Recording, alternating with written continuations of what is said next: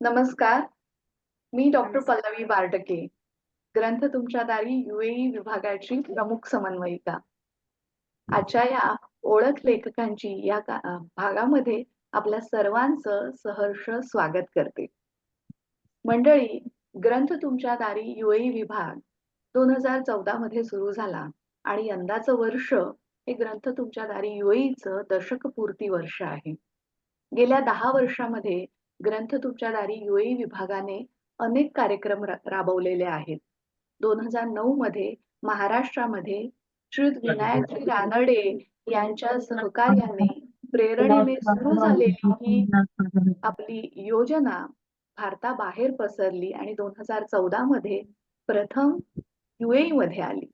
तेव्हापासून UAE मध्ये राहणाऱ्या मराठी वाचकांना ग्रंथांच्या जवळ आणण्याचं, मराठी वाचन संस्कृतीच्या जवळ आणण्याचं आणि त्याद्वारे मराठी संस्कृती जोपासण्याचं काम ग्रंथ तुमच्या दारी UAE परिवार करत आहे. यामध्ये आपण विविध कार्यक्रम, उपक्रम राबवत असतो. लहान मुलांसाठी माय मराठी मंचाची स्थापना केलेली आहे. वाचक समन्वयक यांचे मेळावे, मराठा तितुका मिळवावा यातून घडतात. त्याचबरोबर विविध कार्यशाळा, उन्हाळी शिबिरं, विविध ज्येष्ठ साहित्यिकांच्या मुलाखती आणि अन्य कार्यक्रम देखील ग्रंथ तुमच्या दारी UAE परिवार नेहमीच करत आलेला आहे. मंडळी, ओळख लेखकांची हा देखील त्यापैकीच एक उपक्रम, ज्याच्यामध्ये आपल्या मराठी साहित्यातील ज्येष्ठ साहित्यिक आपल्या भेटीला या व्यासपीठावर येतात. त्यांच्या मुलाखतद्वारे गप्पांमधून आपण त्यांना बोलतं करतो, त्यांचा साहित्य प्रवास जाणून घेतो. आणि आजच्या या कार्यक्रमाच्या प्रमुख पाहुण्या आपल्या अतिथी आहेत ज्येष्ठ साहित्यिका, बालसाहित्यिका, कवयित्री सावित्रीताई जगदाळे. मी त्यांचं सहर्ष स्वागत करते. आजच्या आपल्या या कार्यक्रमामध्ये आमच्या ग्रंथ तुमच्या दारी UAEचे प्रवर्तक श्रीयुत विनायकजी रानडे देखील उपस्थित आहेत. त्यांचे देखील मी मनापासून स्वागत करते. आपण सर्व रसिक श्रोते आजच्या या कार्यक्रमाला उपस्थित आहात आणि सावित्रीताईंकडून त्यांचा साहित्य प्रवास जाणून घेण्यासाठी उत्सुक आहात. यासाठी देखील मी आपल्या सर्वांचं आणि जी बालमंडळी आजच्या कार्यक्रमाला इथे उपस्थित आहेत, त्या सर्वांचं, आमच्या सर्व समन्वयकांचं इथं स्वागत करते. चला तर मग आता जाणून घेऊया ग्रंथ तुमच्या दारी UAEचा गेल्या 10 वर्षातील प्रवास. हा आम्ही आपल्याला दाखवत आहोत एका चित्रफितीद्वारे. चला पाहूया ही चित्रफीत.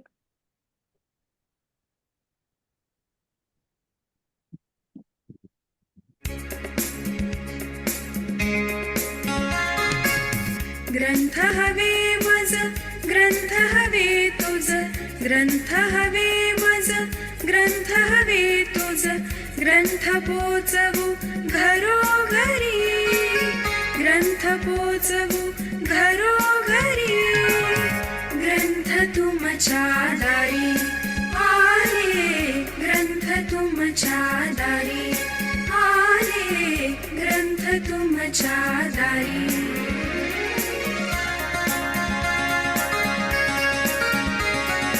कुसुमाग्रज प्रेरणा मुची, वाचन संस्कृती जपावयाची, कुसुमाग्रज प्रेरणा मुची, वाचन संस्कृती जपावयाची, गावोगावी पेटी मधुनी, गावोगावी पेटी मधुनी, चाले वाचक वारी, ग्रंथ तुमच्या दारी आले, ग्रंथ तुमच्या दारी आले, ग्रंथ तुमच्या दारी.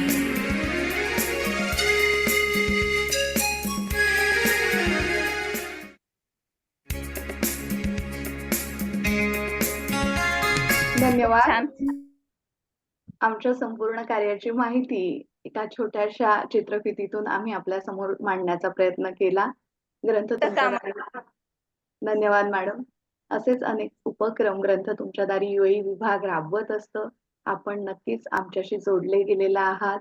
यापुढेही सगळे रसिक जे इथे उपस्थित आहेत त्यांना मी विनंती करेन की आपण सर्वांनी सुद्धा या योजनेत सहभागी व्हा. आता आपल्या आजच्या कार्यक्रमाच्या प्रमुख साहित्यिका सौ सावित्री जगदाळे यांची माहिती आपण जाणून घेऊया आमच्या समन्वयिका आरती अडके यांच्याकडून. नमस्कार, मी आरती अडके, UAE शारजाची समन्वयिका. आणि आज आपल्या ज्या लेखिका आहेत सौ अ, सावित्री जगदाळे यांची ओळख करून देण्याचं काम माझ्याकडे आलेलं आहे. तर आज आपल्या लेखक परिचय या उपक्रमामध्ये आपण एक लेखिका आणि कवयित्री सौ सावित्री जगदाळे यांची ओळख मुलाखतीद्वारे करून घेणार आहोत. या मूळच्या सातारच्या असून त्या एक गृहिणी आणि शेतकरी आहेत. तसेच त्या एक कवयित्री आणि लेखिकाही आहेत. त्या जिल्ह्यातील बाल साहित्यिका म्हणून प्रसिद्ध आहेत. किशोर मासिक, सकाळ बालमित्र, पुढारी, सामना, दिव्य मराठी, लोकमत, महाराष्ट्र टाइम्स, सकाळ सोलापूर इत्यादी मध्ये त्यांचे लेख, कथा आणि कविता प्रसिद्ध झाल्या आहेत. सावित्रीताईंनी बाल साहित्य आणि कुमार साहित्य यासाठी बरेच काम केले आहे. त्यांच्या अनेक कथा आणि कविता दिवाळी अंकातही प्रसिद्ध झाल्या आहेत. सावित्रीताईंनी बेधडक महाराष्ट्र या चॅनलवर, तसेच सातारा आकाशवाणी, पुणे आकाशवाणीवर कविता, कथा, बालकविता वाचन यासारखे कार्यक्रमही केलेले आहेत. सावित्रीताईंना त्यांच्या कथा आणि कविता, बाल साहित्य यासाठी अनेक पुरस्कार मिळालेले आहेत. त्यापैकी काही कविता संग्रह म्हणजे एकट पाखरा, गोगलगाईचे पंख, अंकुरात सजला साज, हुमान हे आहेत. तसेच फुटवा, गोष्टीतली बाई, सफर मंगळावरची, दुधाच्या मिशा, सहजतेने जगेन मी, ओजो पिझ्झा हे काही प्रसिद्ध कथासंग्रह आहेत. त्यांना मिळालेल्या काही पुरस्कारांबद्दल आपण जाणून घेऊयात. त्यांच्या दुधाच्या मिशा याला कोल्हापूर बालकुमार साहित्य परिषदेचे उत्कृष्ट निर्मिती पुरस्कार मिळालेले आहे. ओजो पिझ्झाला कुमार कादंबरी कविवर्य पा रेंदाळकर, जिल्हा कोल्हापूर पुरस्कार मिळालेला आहे. त्यांचं चिंचबन केवळ बाई मिरेवाड नांदेडकर पुरस्कार, तसेच स्वदेशी साहित्य पुरस्कार हे पुरस्कार मिळालेले आहेत. त्यांच्या उजळपरीला तर शिवांजली साहित्य पीठ जुन्नर पुरस्कार 2024, ग्रंथमित्र डॉक्टर शिवाजीराव चव्हाण सार्वजनिक वाचनालय यांचा उत्कृष्ट वाङ्मय पुरस्कार, उजळपरीचा 4था पुरस्कार हा महाराष्ट्रातील अत्यंत प्रतिष्ठेचा असा म.सा.प. पुणे यांचा पुरस्कार जाहीर झाला आहे. आणि अशा या हरहुन्नरी लेखिका आणि कवयित्री आणि बाल साहित्यिका याविषयी आज आपण मुलाखतीतून जाणून घेऊया. आणि आज सावित्रीताईंची मुलाखत आमचे ग्रंथ तुमच्या दारीचे UAEचे समन्वयक श्री किरण थोरात हे घेतील. यासाठी या कार्यक्रमाची पुढील सूत्रे मी त्यांच्याकडे सुपूर्द करते. धन्यवाद. धन्यवाद आरतीताई. सावित्रीताई आणि इतर श्रोते हो, तुमचं सर्वांचं या व्यासपीठावरती स्वागत करतो मी आणि वेळ न घालवता मुलाखतीला सुरुवात करतो. आजचा योगायोग असा की सावित्रीताईंचं चिंचबन नावाचं जे पुस्तक आहे त्या पुस्तकाचं पुस्तक परीक्षण हे आजच्या सकाळच्या पेपरामध्ये छापून आलेलं आहे. मग सावित्रीताई, आपण सुरुवात अशी करूया की बाल साहित्य लिहिण्याची प्रेरणा तुम्हाला कशी मिळते, त्याची सुरुवात कशी झाली, त्याच्या मागे तुमचा उद्देश काय असतो, त्याच्या मागे असा मोटिव्ह काय आहे की तुम्ही बाल साहित्य लिहायची सुरुवात केली, त्याची सुरुवात कशी झाली? सुरुवातीला लेख लिहिले. मग छोटी मुलं माझी छोटी होती, गोष्टी सांगता सांगता कथा लिहू लागले. सुरुवातीला तर बालकथा आणि बालकविताच लिहिल्या. नंतर मग हळूहळू वाचन वाढत गेलं, अभ्यास वाढत गेला की मग मोठ्यांच्या कथा, कविता लिहू लागले. पण नंतर फिरून आणखीन असं वाटलं की आपण कविता लिहितो तेव्हा तेच तेच येते.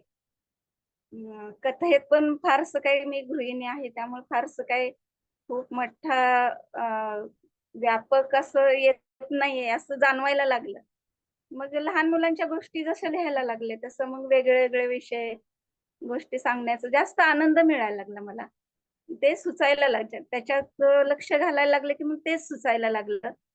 आणि एक प्रतिष्ठित लेखक पण म्हणाले की शेतीची आवड मुलांच्यात रुजावी, मुलांना शेतीबद्दल माहिती पण मिळेलच आणि आवड पण व्हावी, म्हणून काहीतरी असं लिहा की अं, मुलांना शेतीबद्दल जास्त उत्सुकता वाटेल. मग दुधाच्या मिशा त्यातून लिहिलं आणि नंतर मग हळू-हळू त्याची गोडी लागली. जमायला लागलं जास्त चांगलं. मग ते लिहू लागले. तसं बर बाकीचंही बर. लिहितच असते. हो, कारण तुमच्या तुमच्या म्हणजे बरेचसे पुस्तकं मी वाचलीत आणि आमच्या प्रेक्षकांनी वाचले.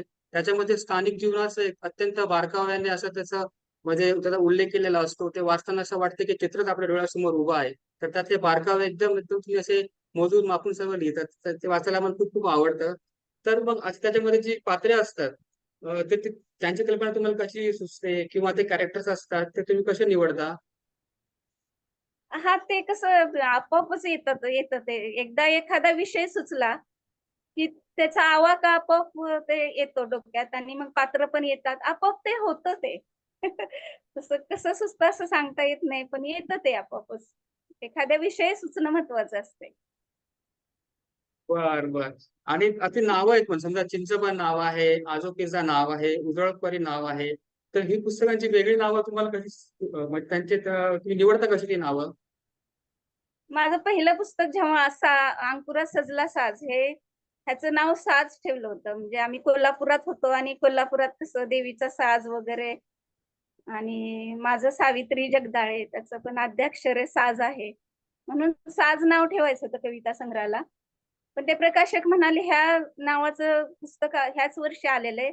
रिपीट नको व्हायला ह्याच वर्षी." नंतर मग दुसरं नाव बदला वगैरे. मग ते अंकुरात साज सजला झालं.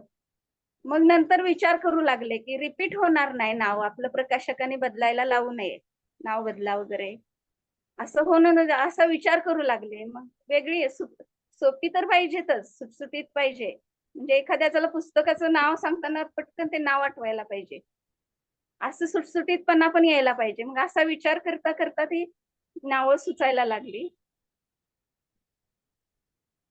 बर बर. आणि सावित्रीताई म्हणजे बालसाहित्य लिहिताना तुम्हाला कुठल्या अडचणी येतात का? आणि कुठल्या अडचणी आल्या तर त्यांना तुम्ही सामोरं कसं जाता?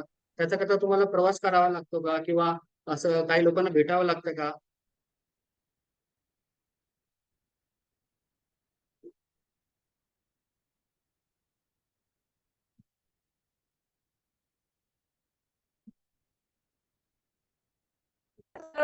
ते होऊन जातं सगळं. आपोआप ते येतात. लिहिताना काही अडचण येत नाही. अडचणी पुढे असतात. प्रकाशित करताना, पाठवताना त्या गोष्टींच्या अडचणी असतात. लिहिताना काही अडचण होत नाही. मग प्रकाशना वेळी जर तुम्हाला एखादी अडचण आली, तर मग त्याच्या सामोरं तुम्ही कसं जाता? तुम्हाला त्यांना खूप कन्व्हिन्स करावं लागतं का? हो, म्हणजे कन्व्हिन्स फारसं नाही करावं लागत, पण त्यांच्या अटी असतात काही. बरेच असतात म्हणजे थोडा खर्चही असतो. तेवढं फारसं काही नाही कन्व्हिन्स करावं लागत. पण ह्या प्रकाशकांच्याकडे जा, ते त्यांना दाखवा. मग त्यांनी स्वीकारलं तर बरं, नाहीतर दुसरीकडे जावा.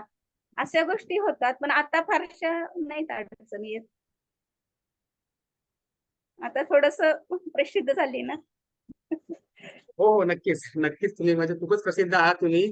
म्हणजे जगभरात तुमची कीर्ती पसरलेली आहे. जसं विनायकजींनी सांगितलं, की दुधाचे मिसळ जे पुस्तक आहे ते आमच्या बालपटांमध्ये आहे आणि ते जवळपास एक 17 ते 18 देशांमध्ये फिरत असतं ते. आणि ते त्या निमित्ताने तुम्हाला म्हणजे खूप प्रसिद्धी मिळालेली आहे. आम्हाला तर खूप खूप आनंद आहे.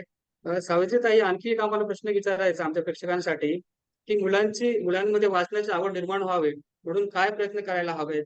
नेमकं असं आपण काय करायला हवं? कारण आता मोबाईलचा जमाना आहे, लॅपटॉपचा जमाना आहे, आयपॅडचा जमाना आहे, इंटरनेट सर्व आरामशीर उपलब्ध आहे. तर त्याच्यातून मुलांचं लक्ष पुस्तकाकडे किंवा वाचनाकडे लागावं याकरता आपण पालकांनी काय करायला हवं? किंवा मुलांना कसं प्रेरित करायला हवं? तुमचे विचार काय आहेत याबाबत? म्हणजे आपण जे प्रयत्न करतात वाचन संस्कृती वाढावी म्हणून, तसंच आम्ही पण करतो. कुंडल कृष्णाई प्रतिष्ठानतर्फे वाचन संस्कृती वाढावी आणि ग्रामीण भागात कसं होतंय, मुलांच्यापर्यंत पुस्तकच पोहोचत नाहीत.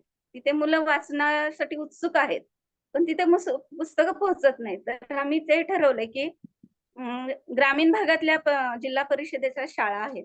तिथं पुस्तकं द्यायची. मुलांना गोष्ट सांगायची. लेखक आपल्या भेटीला असा कार्यक्रम ठेवायचा आणि गोष्ट सांगायची आणि त्या मुलांची उत्सुकता वाढवायची, की पुस्तक म्हणजे काय असतं? त्या मुलांना पुस्तक म्हणजे हे काय हे सुद्धा माहिती नसतं ग्रामीण भागात. मग तिथं आपण पोहोचायला पाहिजे ना. शहरात सगळीकडे सोपं झालेलं आहे सगळं. आणि हे तर आहे, पुस्तक त्यांच्या हातात देणं तर आहेच. आणि नंतर ऑडिओ बुक्स आहेत.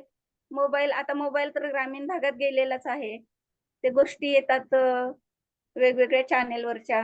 त्या पण आहेत. त्याच्यातून पण मुलं गोष्टी ऐकू शकतील, पाहू शकतील. हेही वाढायला हवं. पण पुस्तक वाचण्याचा जो वेगळा आनंद असतो हातात पुस्तक घेऊन, ती जी शांतता असते, तिथे कुणाला डिस्टर्ब होत नाही. लाईटची गरज नसते. आपला आपण आपल्या विश्वात मग्न असतो. तर ह्याचंही महत्त्व मुलांना कळायला पाहिजे. त्याच्यासाठी मुलांच्या हातात पुस्तक द्यायला पाहिजे. आणि त्याच्यात चित्र भरपूर पाहिजेत. हे काम प्रकाशकांचं आहे. लेखक लिहितो. प्रत्येक लेखक चित्र नाही काढू शकणार किंवा त्याचं प्रकाशित करणं, छपाई वगैरे हे प्रकाशकांचं काम आहे. त्यांचाही त्यात सिंहाचा वाटा असतो, की पुस्तक मुलांना आवडेल असं कसं करायचं. तर ते प्रकाशकांनी पण ह्याच्यात खूप लक्ष द्यायला पाहिजे पुस्तक चांगलं होण्यासाठी.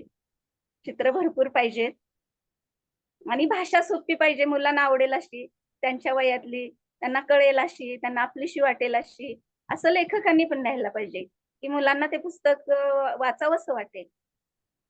असं सगळ्यांनी सर्वतोपरीने सगळ्या बाजूनी प्रयत्न करायला पाहिजे. हो सावित्री मॅडम, तुम्ही जे म्हटलं ते मला देखील पटतं. कारण पुस्तकामध्ये चित्र असतील तर ती मुलांच्या लक्षात राहतात. आणि एक चित्र म्हणजे कसं 100 शब्द असं एक साधारणपणे गणित असतं, की चित्र पाहिलं की मुलांना लक्षात राहतं, मग ते त्यांना ते पुढे भविष्यामध्ये आठवतं. तर तुम्ही म्हणताय ते अगदी खरं आहे, की पुस्तकांमध्ये फार चित्र असावेत आणि ते स्टोरीशी आपल्या कनेक्टेड असावेत. तर दुसरं मला आणखी काय विचारायचं तुम्हाला, की आता जे बालसाहित्य लेखक आहेत तुलनेने फारच कमी आहेत. तर ते बालसाहित्य लेखक आणखी वाढावेत किंवा त्यांना आता जे एमर्जिंग आहेत म्हणजे सध्या लिहायचा प्रयत्न करतात, त्यांच्यासाठी तुम्ही काय सल्ला देऊ शकता का? एक तर त्यांनी बालसाहित्य खूप वाचायलाच तर पाहिजेच. आणि गोष्ट आपल्या लहानपणीचं कसं, तर आमच्या लहानपणी ना आमच्याकडे गोष्टी सांगणारे खूप असतं. एकदा काय झालं असं, एक राजा होता, एक चटकीन होती. ही जी भाषा आहे, मुलांना लगेच आकर्षित करणारी, अशी भाषा वापरायला पाहिजे. गोष्ट सांगतोय सिंपल. आपण गोष्ट सांगतोय मुलांना आणि त्यांना कळेल अशीच सांगतो की नाही सांगताना. तसंच लिहिताना पण सोपे शब्द, अगदी फार व्याकरणाचा अट्टहास नको करायला. म्हणजे अशी सोपी भाषा, संवाद भरपूर पाहिजेत. जास्त जड संवाद नको. अगदी पूर्ण वाक्यातच प्रत्येक संवाद पाहिजे असं पण नाही. आपण बोलताना कुठे सतत पूर्ण वाक्य वापरतो. तसं सोपे वापरायला पाहिजेत. की म्हणजे मुलांना ते आपलेसे आपण बोलतोय असंच वाटायला पाहिजे. असं बाललेखकांनी, आणि उपदेश तर अजिबात नको. हे बाललेखकांना माझं खूप बोध व्हावा, उपदेश करावा, बोध होण्यासाठी उपदेश करावा. मुलांच्यावर चांगले संस्कार करावेत. असल्या गोष्टींचा आणि कुठल्यातरी एक ठरवून केलेला उद्देश, असं काही नकोय मला वाटतंय. मुलांचं मनोरंजन करता करता आपण चांगलंच सांगतो ना, त्याच्यातून आपोआप बोध होतोच मुलांना. तर असं सोप्या पद्धतीने मुलांना कळेल असं, त्यांची मानसिकता काय आहे हे लक्षात घेऊन लिहिलं पाहिजे, असं मला वाटतं. हो ताई, तुम्ही अगदी खरं सांगताय. कारण आता आमची मुलं पण लहान आहेत. तर त्यांना काय सांगितलं त्यांना असं वाटतं, की प्रत्येक गोष्टीची आम्ही सूचनाच त्यांना देतोय. आणि सूचना मग ते नको. त्यांना त्यांना असं वाटतं, की सारखं सूचना येते, आम्हाला काहीतरी इन्स्ट्रक्शन्स येत आहेत. मग आम्ही त्याचं पालन करायला पाहिजे. त्याचा आदेश आल्यासारखं कसं वाटतं. मग त्यांचं अचानकच म्हणजे नकार होतो त्या गोष्टीला. तर हे खरी गोष्ट आहे, की मुलांच्या भाषेत त्यांना पटेल असे गोष्टी सांगितल्या तर मग बालसाहित्याची आणखीनच निर्मिती होईल. तर सावित्रीताई, तुमची एखादी कविता सांगाल का आम्हाला? तुम्हाला एखादी कविता आवडते? एखादी तुम्हाला आठवणीतली कविता? कारण तुमचा एवढा मोठा खजिना आहे कवितांचा. तर निश्चितच तुम्हाला एखादी दुसरी कविता तोंडपाठ असणार. एखादं एक कडवं, गाण्यापेक्षा तोंडपाठ सांगितली तरी चालेल. तोंडपाठ काही नसतंय माझं, मी लिहित राहते. माझं खरं खूप प्रयत्न केला मी पाठ करण्याचा, पण पाठ असं नाही होत. बरं. मग एखादं पुस्तक असेल, तर पुस्तकातलं एखादं पॅराग्राफ वाचून दाखवाल का तुम्ही तुमच्या भाषेमध्ये? तुमच्या समोर एखादं पुस्तक असेल तुमचं स्वतः लिहिलेलं? एक मिनिट, काय झालंय, म्हणजे पुस्तक घ्यायचं विसरले मी. बरं, म्हटलं काय हरकत पुस्तकात नाही. तर त्यांना आणू द्या बोलायचं. तोपर्यंत. हो, आपण दुसरे प्रश्न घेऊया आपण. आता ताई, ते तुमचं जे प्रतिष्ठान आहे कृष्णाई आणि हा. कुंडल कृष्णाई जे प्रतिष्ठान आहे, तर त्याचं थोडक्यात सांगाल का माहिती काय आहे नेमकं ते सुरू करण्यामागे उद्देश काय? त्यात तुमच्या मिस्टरांचा सहभाग कसा असतो? तुमचं त्यातलं कार्य नेमकं काय आहे ते सांगाल का आम्हाला? म्हणजे वाचन संस्कृती वाढवण्यासाठीच आम्ही हे प्रतिष्ठान स्थापन केलंय.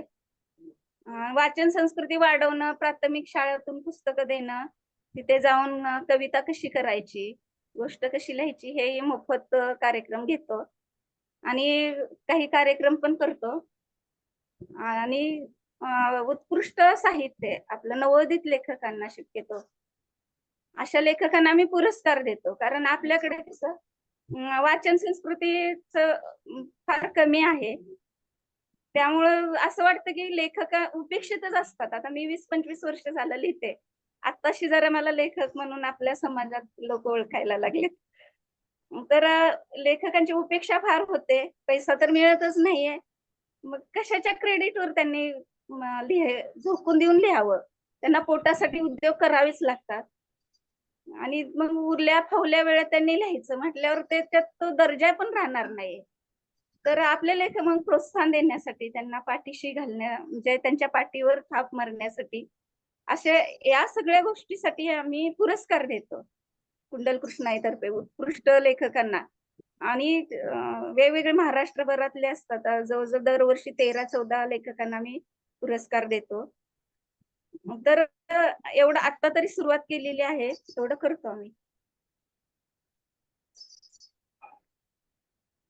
नाही खरंच हा एकदमच म्हणजे प्रोत्साहन देणं आवश्यक आहे. तुम्ही म्हटल्याप्रमाणे लेखकांना काही अडचणींना सामोरं जावंच लागतं. म्हणजे दररोज आपलं जीवनमान आणि त्यातून वेळ काढून वाचणं, लिखाण करणं, सर्वे करणं, स्टडीज करणं आणि त्याच्यातून मग एक असं प्रतिकृती तयार करायची ते प्रेक्षकांना, वाचकांना आवडायला हवं.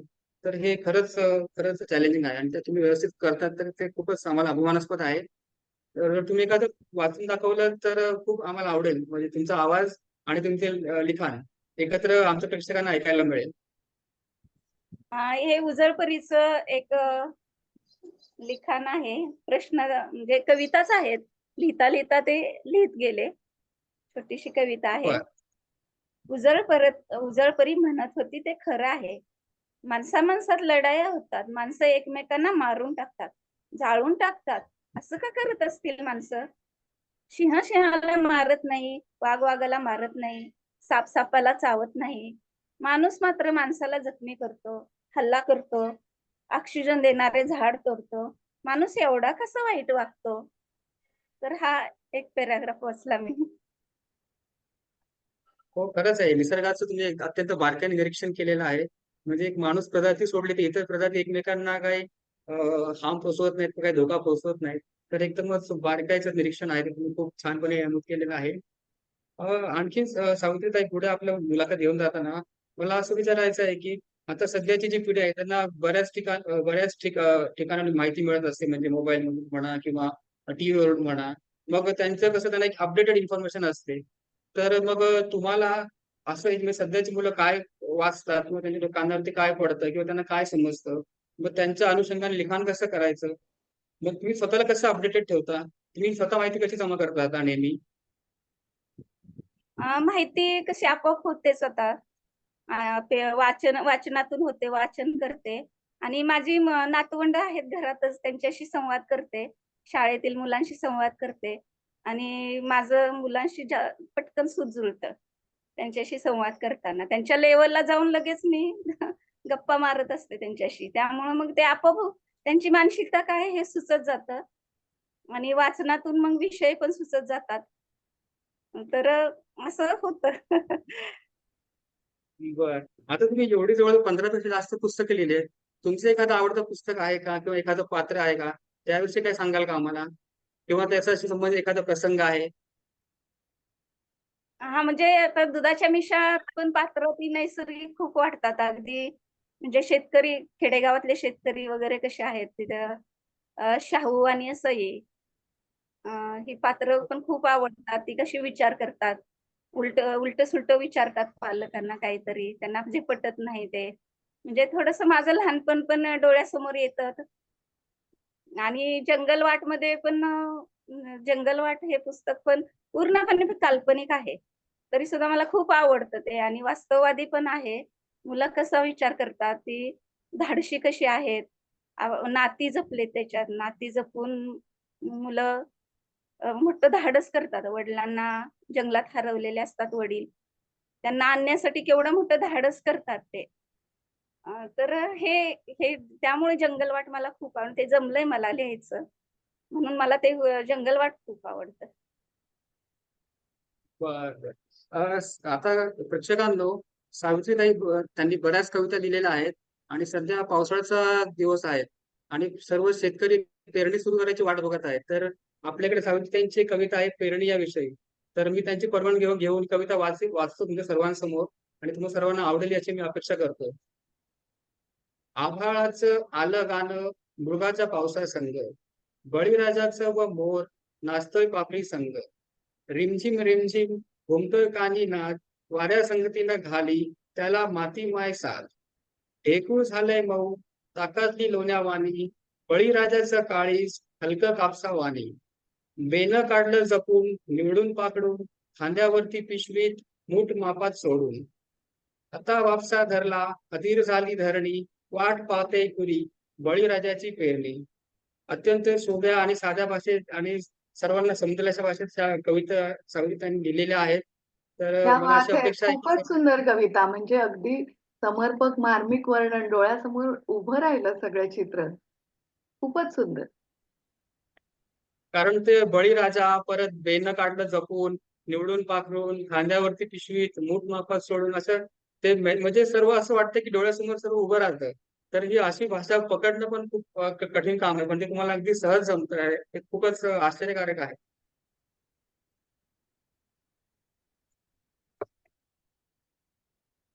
हो.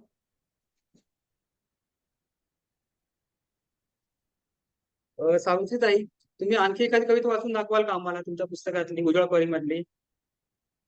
उजळपरी हे इथे Google असं कादंबरी आहे, त्याच्यातला एखादा हो. पर्याय वाचून दाखवाल का? हां, ठीक आहे. असं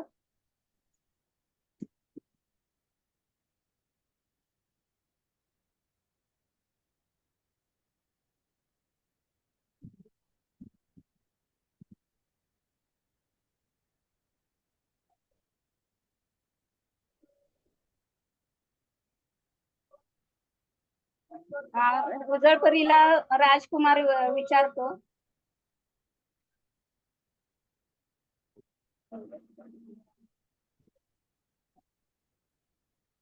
राजकुमार म्हणतो, मी तुला परीराणीच म्हणतो.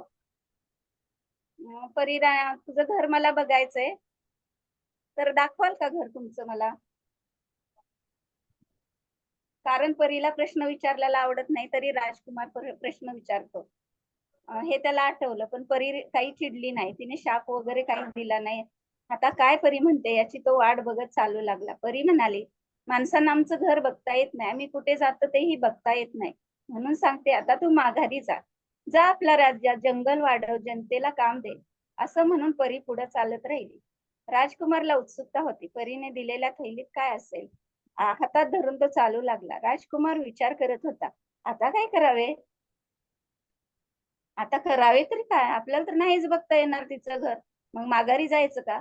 पण आता जायचं तरी कसं? रस्ता सापडेल का? काय करावं? त्याने मागं वळून बघितलं तर अंधार भुडूक होता. आपण माघारी गेलो तर वाघ सिंह लांडगे आपल्याला खातील. नख सुद्धा कुणाला दिसणार नाही. त्यापेक्षा परीच्या मागे गेलेलेच बरं. निदान परी कुठं जाते ते, नाही तर कुठल्या दिशेला जाते, काय करते ते तरी कळेल. आता माघार नाही, असा निर्धार करून तो तसा चालू लागला. तो खूप थकला होता. त्याला तहानही लागली होती.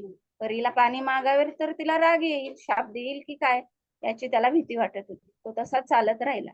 मजल दर मजल करत चालतच राहिला कितीतरी मैल. आता त्याचा जीव तहानेने व्याकुळ झाला. मग न राहून तो परीला म्हणाला, परी राणी, मला खूप तहान लागली, मला पाणी हवंय. त्याचा केविलवाजा आवाज ऐकून परीला दया आली. तिनं मग वाहता झराच निर्माण केला. राजकुमाराला खळखळ आवाज आला. त्याने बघितले तर समोरच पाण्याचा आवाज येतोय. उजळ परीमुळे ते पाणी चमकते, तिचे प्रतिबिंब पाण्यात पडलेलं. त्यामुळे आणखीन उजेड वाढलाय. तर असा हे छोटा पॅराग्राफ आहे. हो ताई, खूपच छान आणि तुमचा आवाज ऐकायला अजूनच ते आम्हाला आवडतंय. ताई, या पुरस्काराला खूप पुरस्कार मिळाले पुस्तकाला, तर त्याबद्दल तुम्ही काही सांगाल का? हा, आता पुरस्कार मिळाला की खूप आनंद होतो, कारण मी 15-20 वर्षापर्यंत तशी उपेक्षा सहन केली. कुणी दखल घेत नव्हतं, तरी मी लिहित होते, धडपडत होते. खूप ते खूप असतं, स्ट्रगल म्हणतात ना, ते असते. ते आता आता जरा मग पुरस्कार मिळायला लागलेत.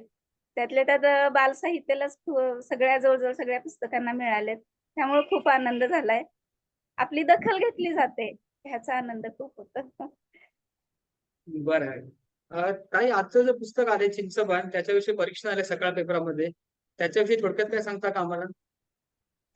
चिंचबन म्हणजे आम्ही जुन्नर तालुक्यात राहतो. जुन्नर तालुक्यातल्या भागात आहेत असे लोक, तिथं आदिवासी वगैरे लोक खूप आहेत, डोंगरदऱ्यातून राहणारे. तर अं, त्यांना प्रत्यक्ष भेटले नाहीत, पण आजूबाजूला दिसतात हे लोक. मी खेडेगावात ग्रामीण भागात राहिलेले आहे. त्यांचं कल्पना एक लेख वाचला आणि लेखावरून मला ती कादंबरी सुचली. मग त्यांचा सगळा जीवनपट उभा केला, की चिंच झोडणारे लोक, त्यांना स्वतःचं घरही नसतं. ते चिंचेच्या झाडाखाली राहतात. मग चिंचेचं झाड झोडल्यानंतर तो जो मालक मजुरी देईल, त्याच्यावर ते जगतात. मग तेवढ्यापुरतंच पीठ, ज्वारी आणून पीठ दळून आणणं, मग कशाचं तरी कालवण करायचं. मग जंगलातच कुठे ससा, खारोटी, कबूतर असं काही जे सापडेल त्याची शिकार करून त्याचं कालवण करायचं, मीठ मिरची टाकून.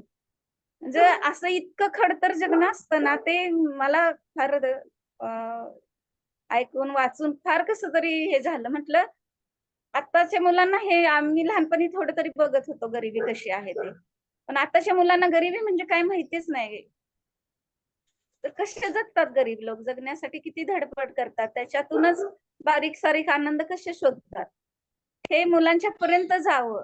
मोठं झाल्यावरच वाचायला पाहिजे का हा लहानपणी पण मुलांना हे कळाव्यात गोष्टी, म्हणून ते लिहिण्याचा प्रयत्न केला मी. चिंचबन मध्ये चिंचा झोडणाऱ्या कुटुंबाचं ते आहे, चित्रण आहे. ते कसे जगतात, किती भीतीदायक जगतात, ते मला आता सांगताना सुद्धा भरून आलंय, की आता ह्या 21व्या शतकात सुद्धा आपल्या भारतात असे लोक जगतात. पुणे जिल्ह्यात फार काही गडचिरोली वगैरे पण नाही, पुणे जिल्ह्यातलंच गाव आहे ते. तर असे जगतात लोक तिथं अजूनही. त्यांना आधार कार्ड माहित नसतं, त्यांच्या मुलांना शाळा माहित नसतात. तर मग मुलांच्या पर्यंत जावंच ते आणि लिहावंसं वाटलं ते मला.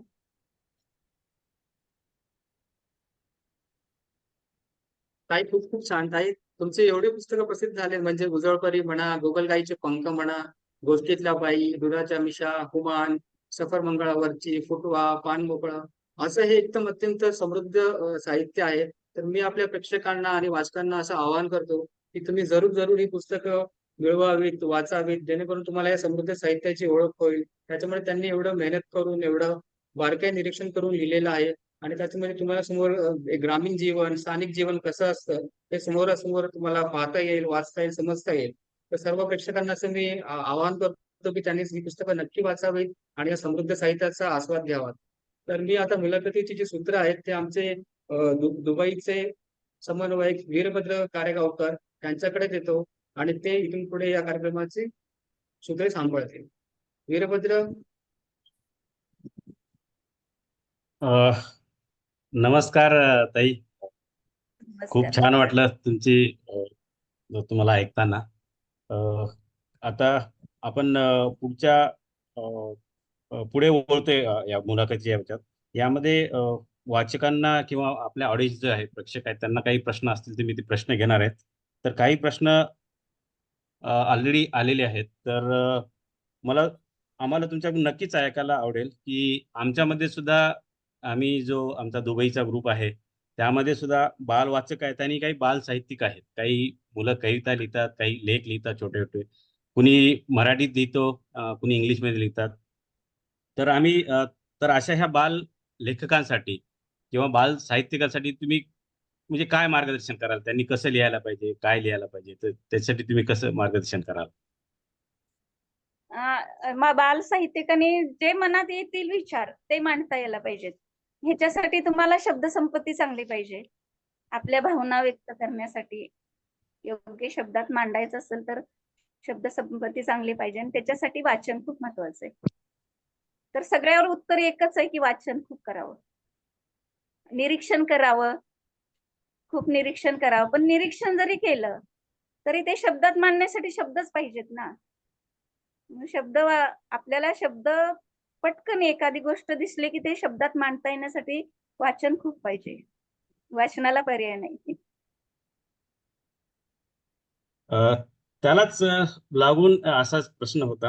अ, पूर्वी कसं की आता म्हणजे जेव्हा मुलांची शब्दसंपदा कधी वाढेल, एक तर मुलांनी वाचलं पाहिजे किंवा त्यांना कुणीतरी त्या गोष्टी सांगितल्या पाहिजे की त्याच्यातून ते प्रेरणा घेऊन ते मुलं पुढे लिहू शकतात किंवा त्यांना त्यांची एक काय म्हणतात, त्यांना ती लिहिण्याची प्रेरणा मिळेल. तर मग ह्यांना थोडं मुलांना वाचायला किंवा लिहायला प्रवृत्त करण्यासाठी त्यांना कुठल्या गोष्टी सांगावं, कुठल्या पद्धतीने गोष्टी सांगावं, याच्यावर आपण थोडं मार्गदर्शन कराल का? की मुलांना गोष्टी कशा सांगितल्या पाहिजेत? सोप्या पद्धतीने सांगायला पाहिजे. त्यांची उत्सुकता वाढायला पाहिजे. पुढे काय झालं हे मुलांना म्हणजे ऐकायला आवडेल बाबा आता पुढे काय झालं. आता आपलं सुरुवात आहेच की रामायण भारतातल्या गोष्टी त्या सांगायला पाहिजे. त्याच्यासाठी सांगणाऱ्यांचा पण अभ्यास पाहिजे. सोप्या पद्धतीने सांगायचं. मुलं मध्येच काहीतरी प्रश्न विचारतात. त्या प्रश्नांची उत्तरं पण द्यायला पाहिजेत.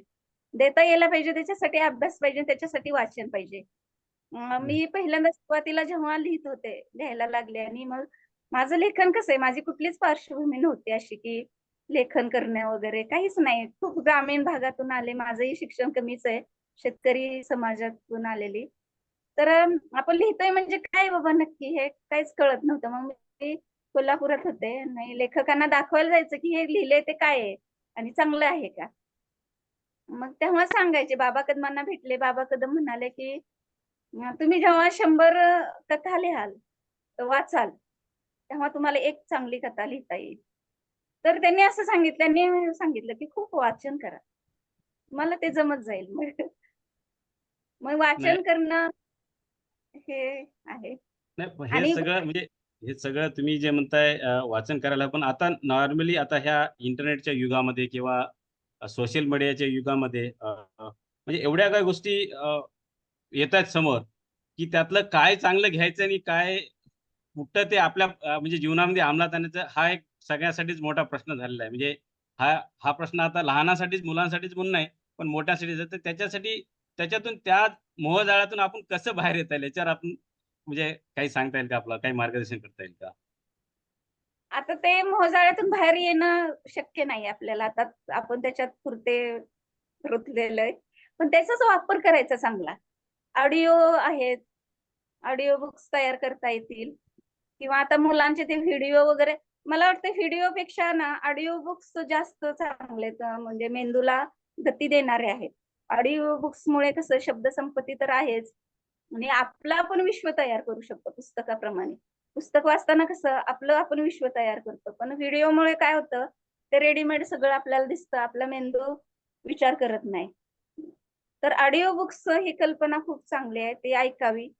त्याचाच वापर करता येईल ना मग या नवीन नवीन टेक्नॉलॉजीचा.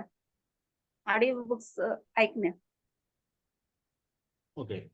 पुढचा एक प्रेक्षकांना प्रश्न होता, की जेव्हा तुम्ही मगाशी सांगितलं, की तुम्ही शाळेमध्ये जाऊन बरेच कार्यक्रम घेता आणि तिथं साहित्य ठेवता आणि मुलांना ते वाचण्यासाठी, लिहिण्यासाठी प्रवृत्त करता. तर जेव्हा तुम्ही ह्या गोष्टी करत असताना तुमचे काय अनुभव येतात? तर म्हणजे मुलांच्या प्रतिक्रिया काय असतात किंवा रिस्पॉन्स कसा असतो? याबद्दल आम्हाला नक्कीच ऐकायला आवडेल तुमच्याकडून. किंवा एखादा स्पेसिफिक असा हां, अनुभव असेल, की एखाद्या शाळेमध्ये की एखादी प्रसंग घडला असेल, तर तो नक्कीच तुम्ही आम्हाला सांगितलं तर आवडेल ऐकायला. हां, मुलं मनापासून गोष्ट ऐकतात आणि नंतर येऊन सांगतात, की आम्हाला खूप गोष्ट आवडली. अगदी एक छोटा मुलगा होता. 1ली-2रीतला असेल. अ, अगदी निघताना माझ्याजवळ आला पळत, "ए तुझी गोष्ट मला फार आवडली. तुझी गोष्ट लय आवडली." असं इतकं छान म्हटलं ना तो. मला तिची ती प्रतिक्रिया ऐकून खूप छान वाटलं होतं म्हणजे आणि सगळी मुलं असं म्हणतात, "गोष्ट खूप छान आहे, आवडली." पत्रही पाठवतात. मी सांगते मुलांना, की पत्र पाठवत जा. तुमचं ते पत्र म्हणजे मुलं व्यवस्थित वाचतील हे पत्रलेखनाचा पण सराव होईल तुम्हाला. आणि ते पत्र म्हणजे माझ्या पुरस्काराप्रमाणे मी ती जपून ठेवेल आयुष्यभर. मग काही मुलं पत्रही पाठवतात. तर आवडतात मुलांना गोष्टी आणि त्यांच्याच भाषेतल्या असल्यामुळे फार काही अवघड प्रश्न पडत नाही त्यांना. हे एक आनंदाचीच गोष्ट आहे, की त्यांना माझ्या गोष्टी वाचून फार मोठे प्रश्न पडत नाहीत. आवडतात. कारण त्या गोष्टी त्यांच्याच असतात त्याच्यामुळे कदाचित जास्त त्यांना ते सोप्या असे भाषेत. त्या गोष्टी रिलेट करतात ते आणि त्याच्यात ते मिसळून जातात. त्यामुळे कदाचित त्यांना ते हां. फारसे असे प्रश्न पडत नाहीत. पुढचा एक प्रश्न आलेला आहे आपल्या ऑडियन्स मधून, की आतापर्यंत जे काही तुम्ही साहित्य लिहिलेलं आहे, तर त्यामधलं तुमचं स्वतःचं आवडतं पुस्तक आणि त्यातलं एखादं म्हणजे पात्र, कॅरेक्टर ते तुम्ही थोडं आम्हाला त्याच्याबद्दल सांगाल का? दुधाच्या मिश्यामधले शाहू आणि सई ही 2 पात्र मला खूप आवडतात. म्हणजे ओके. माझं ते ग्रामीण भागातलं लहानपणच उभं केलंय आणि जंगलवाट मधली पण मुलं आहेत. मुलं खेळतात म्हणजे त्यांची भाषा ते वापरतात. झुमरी ते पात्रही खूप आवडतं मला. बंडखोर आहे जरा. म्हणजे आई-वडिलांना सांगितलेलं ऐकेलच असं नाही. मला हे व्हायचंय, मला ते व्हायचं, मी हे नाही करणार. असं बोलणारे आहे. तरी पण मग नंतर जंगलात जातात. राजूचे वडील जंगलात हरवतात. तेव्हा ती राजू बरोबर रात्रीचे जंगलात जाते त्याला मदत करायला. म्हणजे मी मुलगी म्हणून घरातच बसेल असं नाही. तर ते पात्र फार आवडतं मला. बरं त्यामधून एक पुढील असा प्रश्न होता, की समजा काही आपल्यातील बाल साहित्यिकांना किंवा साहित्यिकांना काही लिहायचं असेल, तर ते तुमच्याशी कनेक्ट होऊ शकतील का? आणि तुम्ही त्यांना काय म्हणतात गाईडन्स देणार का? असा एक प्रश्न आलेला आहे आपल्याकडे. तर नक्कीच आम्हाला तुमचं याच्याबद्दल तुम्हाला काय वाटतं, की तुमच्याकडून काही त्यांना सल्ला किंवा मदत किंवा काही म्हणजे लिहिण्यासाठी काही जे आपण म्हणतो ना पॉइंटर्स, की बाबा ह्या विषयावर लिहावं, असं लिहावं, असं काही मार्गदर्शन त्यांना मिळेल का? असा एक प्रश्न आहे. तर त्याबद्दल आम्हाला तुमच्याकडून जाणून मला अजूनही वाटत नाही, की मी मार्गदर्शन करण्याच्या लेव्हलची आहे. अजूनही मी शिकतेच आहे. पण तरी सुद्धा आपण एकमेकांना अभ्यासात कसं विद्यार्थी एकमेकांना मदत करतात बाबा, हे असं नाही ते तसं. तसं सांगू शकेन मी. तेवढी मदत करू शकेन, पण मी स्वतःला अजूनही खूप मोठी लेखिका मानत नाहीये. जरी तुम्ही मानत नसाल, तर ते आमच्यासाठी म्हणजे नवलेखकासाठी किंवा ज्यांना साहित्याबद्दल फारसं काही माहीत नाही, त्यांच्यासाठी खरंच तुम्ही आदर्श आहेत आणि तुमच्याकडून नक्कीच त्यांना मार्गदर्शन होईल. अ, पुढील एक प्रश्न होता, की म्हणजे आता हा म्हणजे मुलांशी आहे, बालसाहित्याशी. पूर्वी कसं की आपल्याकडे एकत्र कुटुंब पद्धती होती. ओके. त्यामुळे बऱ्यापैकी विचारांची किंवा एकमेकांशी बोलणं व्हायचं आणि ते संस्कार आपल्या आजोबापासून वडिलांकडे, वडिलांकडून आपल्याकडे असे एक तो ट्रान्सफॉर्मेशन होत राहायचं. पण आत्ताच्या याच्यामध्ये ना ती एकत्र कुटुंबाच्या विभक्त कुटुंब पद्धती आपल्याकडे आलेली आहे आणि त्यामुळे जे आपल्या आजोबाकडून आपल्याला ज्या गोष्टी यायच्या किंवा आपल्या पंजाबकडून गोष्टी यायच्या, त्या त्यात कुठेतरी आता त्या हळू ते मिळत नाहीयेत किंवा आपल्याकडे ती संस्कृती पुढे ट्रान्सलेट होत नाही किंवा पुढे जात नाही. तर ह्यामध्ये म्हणजे यांनी आता ह्यामधला जो दुवा आता पालक आहे, तर पालकांनी कसं ह्या गोष्टी हँडल करायला पाहिजे, जेणेकरून आपली संस्कृती आपल्या पाल्यांपर्यंत किंवा पुढच्या जनरेशनसाठी आपण ती पुढे घेऊन जाऊ. तर ह्याबद्दल तुम्हाला काय म्हणजे बाल साहित्यिक म्हणून तुम्हाला काय वाटतं? किंवा तुमचं याच्यावर मत काय आहे, की म्हणजे ह्याच्यात बदल काय व्हायला पाहिजेत आणि ते कसे करायला पाहिजेत? त्याच्याबद्दल आम्हाला तुमच्याकडून ऐकायला आवडेल. आता आपली संस्कृती जपणं अवघडच असतंय, पण बदल तर स्वीकारायलाच पाहिजेत. जे आहे ते इतका ओघ मोठा प्रचंड ओघ आहे. तो थोपवणं कठीण आहे, पण त्यातूनही आपण मुलांना वेळ देणं खूप गरजेचं आहे. त्यांच्याशी संवाद साधणं, त्यांच्याशी गप्पा मारणं, नॉर्मली गप्पा मारायच्या. स्वयंपाकघरात आपण आता आता दुसऱ्यांनी काय करायचं त्याच्यापेक्षा मी काय करते ते सांगते. माझी नातवंड आली, की मी स्वयंपाकघरात सुद्धा त्यांना मदतीला बोलवते. त्यांना एखादी रेसिपीज आपण मिळून करू किंवा कुठल्याही काही गोष्टी करताना त्यांना मदतीला घेते आणि करता आम्ही संवाद साधतो. मग माझ्या मुलांना मी सांगते, की तुम्ही पण गोष्ट लिहा. मग माझी दोन्ही नातवंड गोष्टी लिहितात त्यांच्या पद्धतीनं आणि एक छोटा आहे आता 2रीत गेलाय. तो तर गोष्टी छान सांगतो. काही सांगतो, पण सांगतो छान गोष्ट म्हणून तरी. म्हणजे असं करता करता त्यांना फक्त लिखाण करा, वाचन करा असं सांगत नाही मी, पण कामाला मदतीत घेते आणि गोष्ट कशी तयार होते, तर त्यांचीच गोष्ट सांगायला सुरुवात करते मी. हां, आता नातू आहे शौर्य. शौर्य काय झालं, एकदा गेला बॅट बॉल खेळत होता आणि असं झालं, तसं झालं. म्हणजे गोष्ट कशी तयार होते हे मुलांना मग ते कळतं, की बाबा गोष्ट म्हणजे काय? असंच आहे. आपलं जगणं म्हणजेच गोष्ट आहे. त्याच्यात काय अवघड आहे सांग लिहायचं तरी. असं करत राहते मी आणि पालकांनी मुळात हे करायला पाहिजे, वेळ द्यायला पाहिजे. पालकच मोबाईलमध्ये खूप अडकलेले आहेत. अगदी खरं पालकांनी आहे. मोबाईल द्यायला पाहिजे आणि त्यांच्या छान कामाचा एक वाक्य भाग सांगितलं, की आपलं हां, जगणं म्हणजेच गोष्ट आहे. त्यात काय असं नवीन आहे? म्हणजे किती सुंदर वाक्य आहे. म्हणजे खरंच मला राहवलं नाही म्हणून मी बोलतेय. पण खूपच छान साध्या सोप्या भाषेमध्ये तुम्ही इतकं सुंदर उलगडून सांगताय ना, ऐकत राहावं वाटतंय. हां, आपल्या जगण्यात तेच गोष्ट असते. त्याच्यातच थोडंसं काहीतरी आता कैरीला मीठ आणि चटणी लावली की कैरी पण चटकदार होते. तसं थोडासा मसाला वापरायचा असतो जगण्यातच. सांगताना, जगताना आपण साधं सरळ सिंपल जगतो. पण थोडंसं लिहिताना थोडासा मसाला वापरायचा असतो. असं मुलांना मी माझ्या नातवंडांना सांगते. तेही प्रयत्न करतात गोष्टी लिहिण्याचा. ओके. तर म्हणजे माझं म्हणणं एवढंच आहे, की पालकांनी वेळ खूप द्यायला पाहिजे. त्यांच्याशी संवाद करायला पाहिजे सतत आणि मुळात पालकांनी पण वाचायला पाहिजे.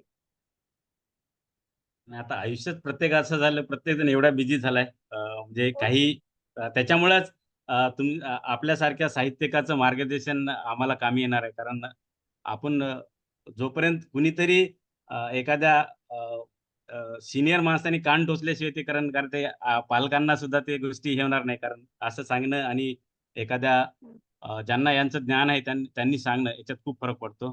तर धन्यवाद तुमच्या ह्या मौलिक सल्ल्याबद्दल. आणि दुसरा एक आमची बालवाचक आहे स्पृहा. ती तुम्हाला स्वतःच प्रश्न विचारणार आहे. स्पृहा, तू अनम्यूट कर आणि मला प्रश्न विचारू शकतेस. हो. स्पृहा, तू तुझी थोडक्यात अगोदर तुझी ओळख करून दे. म्हणजे ताईंना तुझं वय काय, नाव थोडं सांग, म्हणजे त्यांना कळेल की म्हणजे त्याप्रमाणे तुला ते उत्तर देऊ शकतील. हो. व्हिडिओ पण नमस् ऑन कर स्पृहा, चेहरा नाही दिसत आहे तुझा. नमस्कार, माझं नाव स्पृहा गिरीश जोशी आहे. मी अबुधाबीत राहते इकडे आणि मी 5वीत आहे. हां, हां. माझा प्रश्न आहे की जे तुम्ही लिहिलंय पुस्तकं, त्याच्यामधून आमच्यासाठी 10 ते 12 वयाच्या मधून तुम्ही कोणतं पुस्तक सांगाल वाचायला मराठी? 10 ते 12 हं. वय म्हणतेस का वेळ? वय. वय. माझी सगळीच पुस्तकं मुलांना वाचण्यासारखीच आहे. 10 ते म्हणजे मोठ्यांना सुद्धा आवडतील अशीच आहेत. असं मी म्हणते, मोठ्यांनी म्हणायला पाहिजे. पण मुलांना आवडतील अशी छोट्या मुलांना आहेत. छोट्या अगदी 7-8 वर्षाच्या मुलांपासून 15-16 वर्षापर्यंत मुलांना वाचायला समजतील, कळतील अशी सोप्या भाषेतली आहेत पुस्तकं. धन्यवाद. स्पृहा, आपली माय मराठी मंच हा जो बालकांचा मंच आहे, ज्याच्यामध्ये लहान मुलं काम करतात, त्यांच्या कार्यकारिणीतली एक ऍक्टिव्ह सदस्य आहे आणि प्रत्येक हो. वेळेस तिचा खूप चांगला सहभाग असतो. आपली 20 हां. मुलांची कार्यकारिणी आहे आणि दर महिन्याला मीटिंग्स होतात. तर स्पृहा ही त्याच मंचामधली एक आहे. थँक्यू स्पृहा. खूप छान प्रश्न विचारला तू. थँक्यू मावशी. ताई, आणखी एक आपल्याकडे प्रश्न आलेला आहे की जेव्हा बालसाहित्य म्हणतो आपण, तर त्यामध्ये बालसाहित्य म्हणलं की म्हणजे ते म्हणजे लहान मुलापासून 1 वर्षापासून समजा ते एक टीनेजर, म्हणजे आपण 15-16 वर्षापर्यंत म्हणतो. तर कारण ह्या प्रत्येक वयामध्ये मुलाची काय म्हणतात ती आकलन शक्ती किंवा त्याला ज्या गोष्टी कळतात त्याच्यामध्ये फरक असतो. तर साधारणतः हो. आपण समजा त्याच्यामध्ये जेव्हा आपण म्हणतो बालसाहित्य, तर त्या वयानुसार ह्या बालसाहित्यामध्ये काही म्हणजे ते बदल असतात का? लिहिण्याच्या मागचा उद्देश किंवा अ, हे कुठल्या वयाच्या मुलांना ह्या गोष्टी म्हणजे व्यवस्थित कळतील, तर ते तुम्ही लिहितेवेळेस त्याचा काही तुमच्यामध्ये त्याच्यामागे काही विचार असतो का? तर ते तुम्ही कसं म्हणजे लिहितेवेळेस तो विचार करता? तर त्याच्याबद्दल आम्हाला ऐकायला आवडेल. 5 वर्षाच्या खालील मुलाला, 5 ते 7 वर्षाच्या खालच्या मुलांना अगदीच त्यांना कळेल अशी खूप सोपी सोपी उदाहरणं द्यावी लागतील. मी काही ते लिहिलेलं नाही इतक्या छोट्या मुलांसाठी. माझं कुमार साहित्यच आहे. म्हणजे ओके. 5 ते 7 च्या वरच्या मुलांच्यासाठीच आहे. पण असे बडबड गीत असतात की नाही, आडगुळं मडगुळं किंवा अटक-मटक, चवळी चटक, अशी जी बडबड गीतं असतात ती अगदी छोट्या मुलांना असतात. इतकं पण लहान जमत नाही मला. पण ती बडबड गीतं माझी पाठ होती. ती छोटेपणी मुलांना सांगते. कारण त्यांना अशीच शब्दांची पुनरावृत्ती, चटक म्हणजे अशीच चटक-मटक शब्द पाहिजेत. असं उडत्या चालीच्या कविता. मुलांना कविता जास्त त्या आवडतात, गाणी वगैरे गोष्टीपेक्षा. कारण गोष्टीला ती जी एकाग्रता लागते अशी, ती म्हणजे एवढ्या छोट्या मुलांना नसते. थोडं यमक असल्यामुळे कदाचित त्या त्या कंटिन्युएशन मध्ये ते थोडं पकडतात त्या ताटक गोष्टी. चटक चवळीची शेंग लागते गोड, अनेक तोड बाई अनेक तोड. अशी जी गाणी असतात ना, ती मुलांना आवडतात. आता माझं अं, एक गाणं बदकाचं गाणं आहे. बदक बदक हे करतं. मला आता ते शोधावं लागेल. पण त्या मुलांना तशी मला ती जास्त जमलेली नाहीत. मग मी मोठ्या मुलांच्यासाठीच लिहिते. 7 वर्षाच्या पुढे मुलांना जे आवडेल तसं लिहिते मी. आता हे एक आहे. एक पान हलत डुलत, एक पान हलत डुलत माझ्याशी मजेने खेळत. नाना नाना हो हो हो हो करत. गप्पा आमच्या छान चालत. सूर्यकिरणे येतात बागडत, वारा येतो झुलत झुलवत. पाखराबरोबर शीळ घालत गाणी त्यांची ऐकत ऐकत. चांदोबाची गंमत जम्मत ढगांची शिवाशिव पाहत. वीज झळकते दणकत दणकत, आभाळी फटकारे मारत. पावसाचे अनंत हात मायेने चिंब भिजवत. एक पान हलत डुलत माझ्याशी मजेने बोलत. तर अशी मला इतकी पण जमली नाही. पण केला प्रयत्न. आता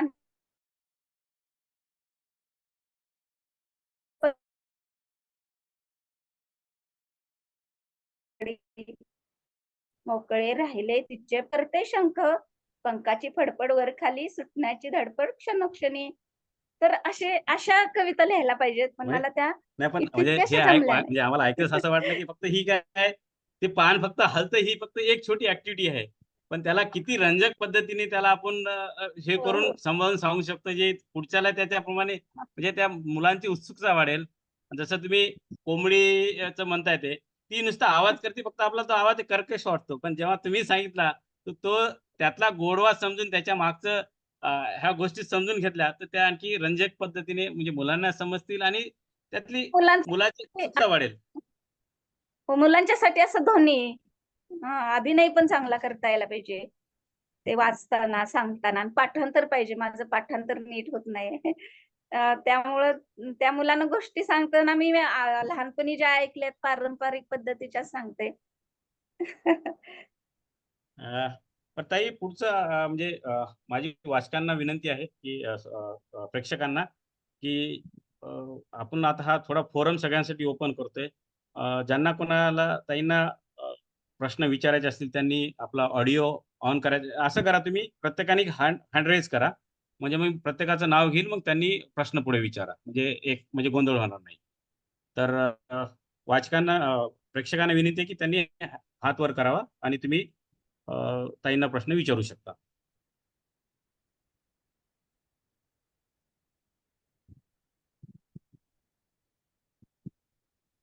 नाही जोपर्यंत प्रश्न वाचकांचे येतील तर तोपर्यंत आम्हाला आता तुमच्या पुढील योजना काय आहेत? की जे काही आता तुम्ही अ, जे आतापर्यंत झालेलं आहे, आता पुढच्या काही योजना आहेत तर मुलांसाठी म्हणा किंवा मोठ्यांसाठी तुम्ही काही लिहायचं आहे. तर त्याबद्दल तुमच्या काय योजना आहेत? पूर्ण असं सिक्रेट ओपन नका करू, पण एक ओव्हरऑल व्ह्यू मिळाला तर आम्हाला नक्कीच आपल्या प्रेक्षकांची उत्सुकता थोडी असेल आणि ते आल्यानंतर लगेच आम्हाला ते पुस्तक वाचायला घेता येईल. तर त्याबद्दल काय तुमच्या योजना आहेत त्या आम्हाला ऐकायला आवडतील. हा म्हणजे लहान मुलांच्या पुस्तकं झाले 2-3 झालेत. साजरी कबरी एक मांजरावर आहे. ती दिले प्रकाशकांच्याकडे. एक करोना काळात शौर्याचं कोकण लिहिलेली आहे. शौर्याचे अशी कथन 2 पुस्तकं आहेत. शौर्याचे कोकण.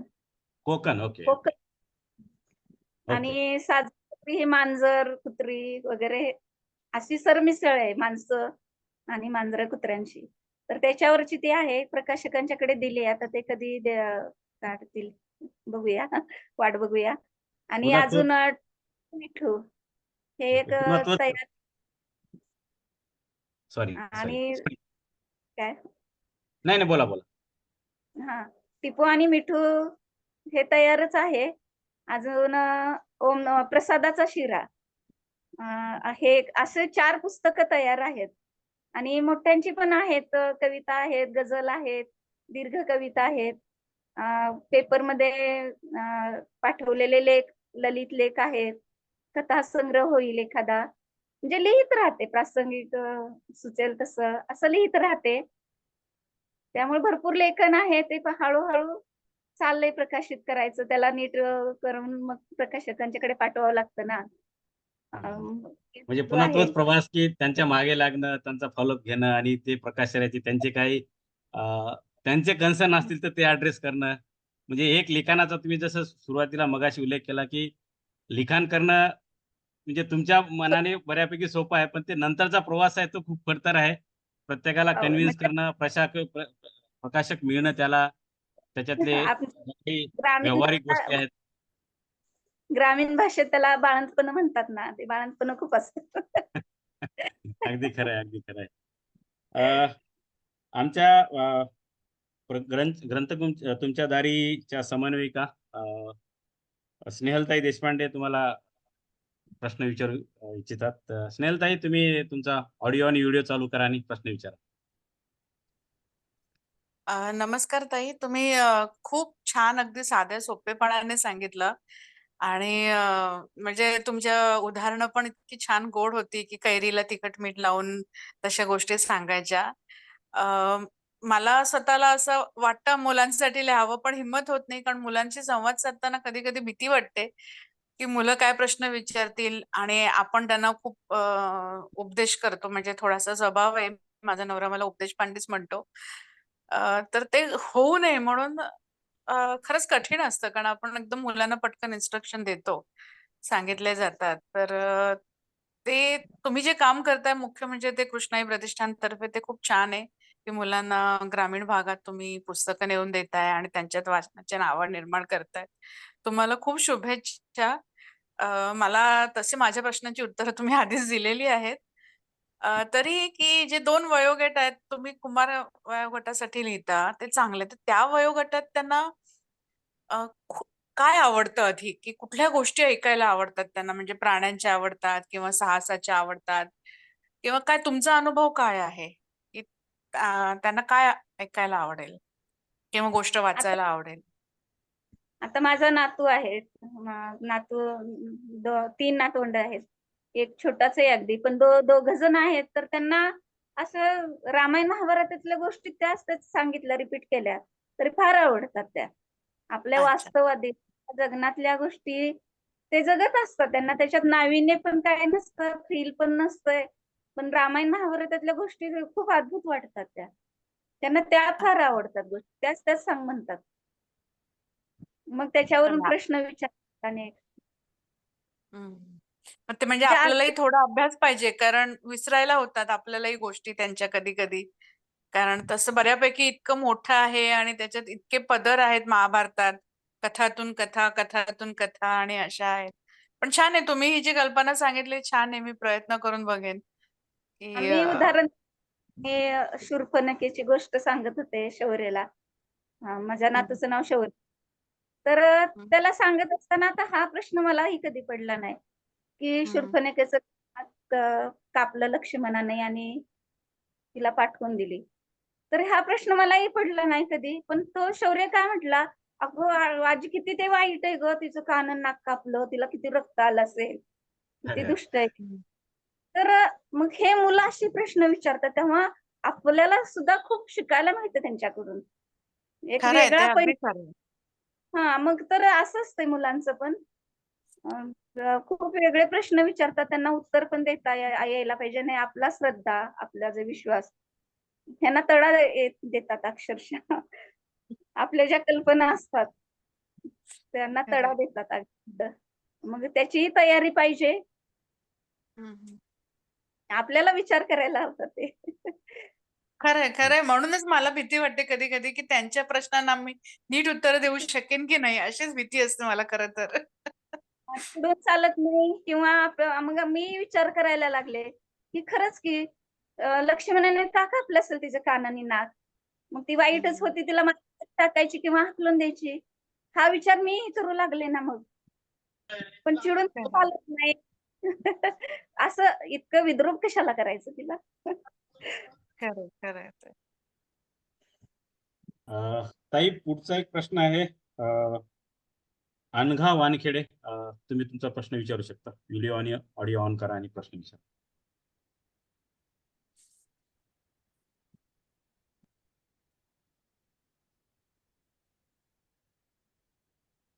अनघाजी.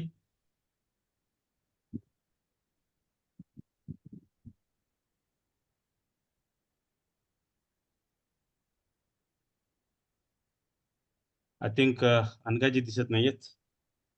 सर माझा काही प्रश्न नाही हा, मी फक्त ऐकते आहे. नाही ताई तुम्ही विचारू शकता, प्रश्न विचारू शकता काही. पण मला त्यांनी सर्व प्रश्नांचं समाधानकारक उत्तर दिलं, त्यामुळे माझा प्रश्न नाहीच आहे. फक्त मी ऐकते आहे, मला ऐकायला खूप छान वाटतंय. काही हरकत नाही. म्हणजे मी म्हणजे प्रेक्षकांचे प्रश्न समजले, म्हणजे संपलेत असं हे करतो. आय थिंक विनायकजी दिसत नाहीयेत. तर विद्या राठोड त्यांनी हात वर केलाय. विद्याजी आपला प्रश्न विचारा. थँक्यू. नमस्कार जयश्री सावित्रीताई, तुम्हाला खूप म्हणजे आवाज थोडा खूप बंद करा. धन्यवाद. शेवट हा. खूप खूप धन्यवाद ग्रंथ तुमच्या दारी यांचे, कारण का आत्ताच्या ह्या खरंच टेम्पररी म्हणजे अगदी इन्स्टा वगैरे असं बघितलं आता की म्हणजे 30 सेकंदावर आलेली आहे एन्जॉयमेंट किंवा नॉलेज सेशन जे आहेत ते असे सेकंदावर आलेले आहेत. अशा ह्याच्यामध्ये ग्रंथ तुमच्या दारीमुळे हातात पुस्तक घेऊन वाचणं याच्यासारखं अप्रतिम आनंद कोणीच देऊ शकत नाही. आणि त्याच्यामध्येही हे सगळे लोक म्हणजे सगळे जे कार्यवाहक आहेत ते एका लेखकांना आणून त्यांची ओळख करून देणं, आणि म्हणजे आपण लेखक हे आपण हातात पुस्तक घेतो, मग त्यातनं मग त्या विचारातनं आपण म्हणजे जेव्हा वाचतो त्यावेळेस त्या विचारांच्या कल्पनातनं आपण लेखकाला सुद्धा बघत असतो की अरे लेखक कसे असतील, म्हणजे हे असे असतील का, त्यांची विचारसरणी ही असेल का. आता मी जेव्हा तुम्हाला पाहिलं त्यावेळेस म्हणजे बाल लेखिका ह्या खरंच म्हणजे असं नाहीये की आपण एक लेखन काल्पनिक लिहित असतो, पण त्याच्याबरोबर आपलं जे अंतर्मन किंवा आपला जो मूळ स्वभाव असतो तो सुद्धा त्या ह्याच्यात उतरत असतो. आणि तुम्हाला खरंच म्हणजे तुमचा जो संवाद मी बघितला, म्हणजे हे ऐकतीये किंवा आता तुम्हाला पाहिलं त्यावेळेस म्हणजे तो जो इनोसन्स आहे किंवा तो तो जो बाल सुलभ हे आहे ते तुमच्यामध्ये आहे. आणि म्हणजे ही प्रेरणा आहे आताच्या ह्याच्यामध्ये की गरज नाहीये तुम्हाला खूप मोठं म्हणजे खूप खूप मोठे मोठे विचार करणं किंवा खूप खूप मोठी मोठी वाक्य बोलणं, किंवा हे साध्या सरळ सोप्या भाषेमध्ये तुम्ही पुस्तक लिहू शकता. किंवा हल्ली इन्फ्लुएन्स किंवा मेसेजेस हे ह्या गोष्टींचं हे झालेलं, पण पुस्तक लिहिण्यासाठी तुम्ही जी प्रेरणा दिलेली आहे की जी गोष्ट बोललात की जीवन ही एक गोष्ट आहे, किंवा कैरीला ते तिखट मीठ लावणं, ही अशी दोन जीवन ही एक गोष्ट आहे. म्हणजे आपण डे टू डे ह्याच्यामध्ये आपण जे काही बघतो किंवा हे त्यातनच आपल्याला पात्र हे होतात. तर माझा म्हणजे खूप खूप धन्यवाद तुमचे. आणि माझा एकच प्रश्न आहे की जेव्हा आपण कारण का आताच देशपांडे मॅडम म्हटलं की मुलांसाठी जेव्हा आपण लिहितो त्यावेळेस खरंच मुलं ही पुढची पिढी असते किंवा पुढचं आपलं म्हणजे भविष्य आहेत, भविष्य घडवणारी, आणि त्यांच्यापर्यंत योग्य विचार पोहोचवणं साध्या सरळ सोप्या भाषेमध्ये हे अतिशय म्हणजे कठीण टास्क असतो. पण तो कसा म्हणजे त्याच्यासाठी आपण कुठल्या म्हणजे साध्यातल्या साधी एखादी एकदम छोटीशी तुम्ही मला टिप देऊ शकता का, की आपण असं साधं सरळ ह्याच्यामध्ये कसं एखादी गोष्ट सुरू करू शकतो, किंवा जेव्हा एखाद्या बाल साहित्य लिहायला घेतो त्यावेळेस आपण कुठल्या गोष्टीचा म्हणजे जो जो खूप महत्वाचा आहे आणि साधा पण आहे, तर त्याचा आपण विचार केला पाहिजे.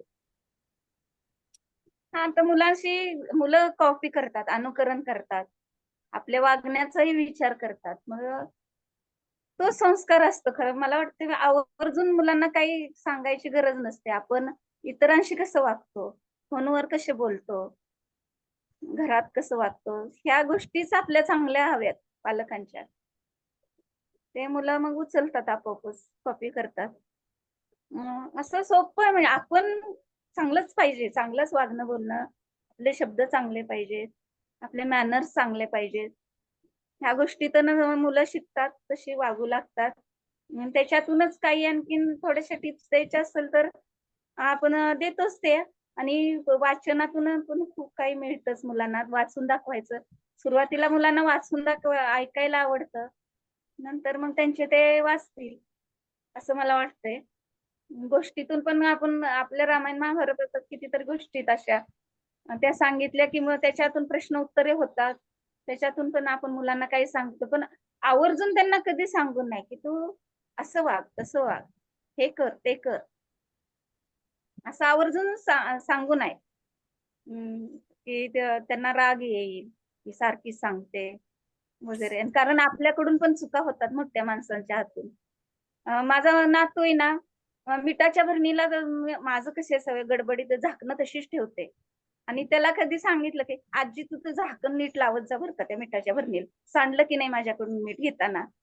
तर ह्या गोष्टी असतात, मुलंही आपल्याला खूप शिकवत असतात. आपण काय मुलांना सांगणार की तू नीटनेटकं ठेव, सगळं हे कर, शिस्त लाव. आपल्याकडून पण बेशिस्तपणा घडत असतो. तर हा असं संवाद करायचा, मुलांना बरोबरीनं वागवायचं. माझं स्पष्ट म्हणणं आहे की मुलं पूर्ण मानव असतो तो लहान मुलगा. मुलगी, मुलगा पूर्ण मानव असतो. त्यांची 10-12 वर्षापर्यंत मेंदूची वाढ पूर्ण झालेली असते. तर आपण आपल्या बरोबरीने त्यांना वागवायचं. ते लहान आहेत म्हणून त्यांच्याशी लहान मुलासारखं नाहीच वागवायचं. आपल्या बरोबरीत आहे, त्यांना आपलं सगळं समजतं. लहान मुलांना तर चेहऱ्यावरचे भाव सुद्धा सगळे कळतात. आपल्याला मुलांना जरा जखम झाली, काही लागलं की आपल्याला पटकन आपलं चेहऱ्यावर ते जाणवतं आणि माझा नातू म्हणतो, "आई अगं आजी जास्त नाही लागलं." तर त्यांना चेहऱ्यावरचे भाव खूप कळतात. तर ह्याची काळजी घ्यायला पाहिजे आपण. आणि ते आपल्या बरोबरीचे आहेत, असं वागवायला पाहिजे.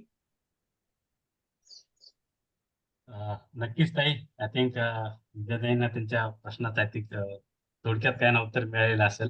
आणि खरंच म्हणजे तुमच्याशी बोलताना एवढं जाणवतं की म्हणजे तुम्ही जे काही सांगता की याला काय असा प्रोफेशनल टच नाही, पण ह्या ज्या गोष्टी आपण जे आपल्या दैनंदिन जीवनामध्ये करतात त्याला थोड्या वेगळ्या पद्धतीने घेतलं तर त्याचे म्हणजे आपल्याला जे काही परिणाम किंवा रिझल्ट म्हणतात ते खूप म्हणजे लॉंग टर्म मध्ये म्हणतो ना आपण, ते चांगल्या पद्धतीने दिसू शकतात.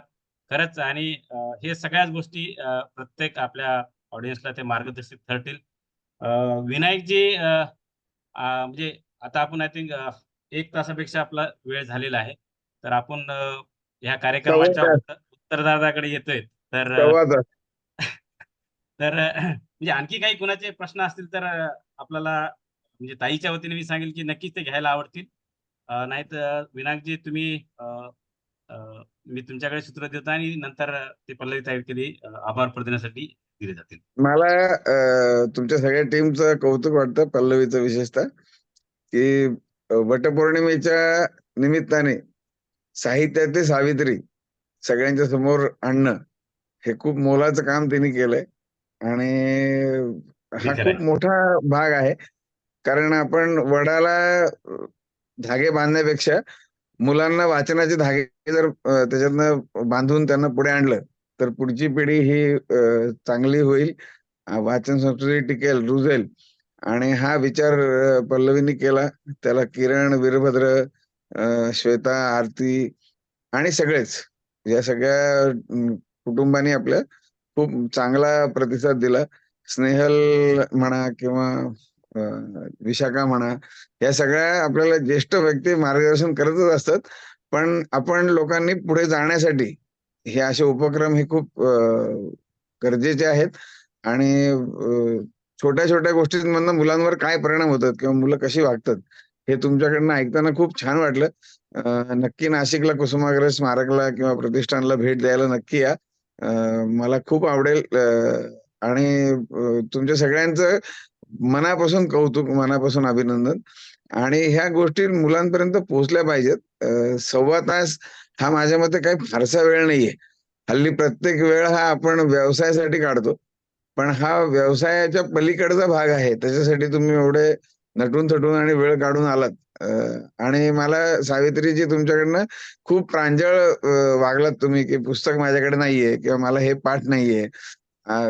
नाहीतर 10वीला पहिल्या मुलाची उत्तरं कशी पाठ असतात, की आई वडिलांचं मार्गदर्शन, गुरुजींचं मार्गदर्शन, अमुक अमुक तमुक असे जे ठरलेले विचार आहेत ते न मांडता स्वतःचे विचार मांडलेत. त्याच्याबद्दल खूप खूप आनंद झाला. तुम्हाला घेऊन आम्ही जगभर मिरवतो ह्याचा पण आनंद झाला. 6,500 लेखकांना नेताना त्यात तुम्ही पण एक आहात ह्याचा पण अभिमान आहे. आणि ह्या उपक्रमाला खूप खूप खूप शुभेच्छा.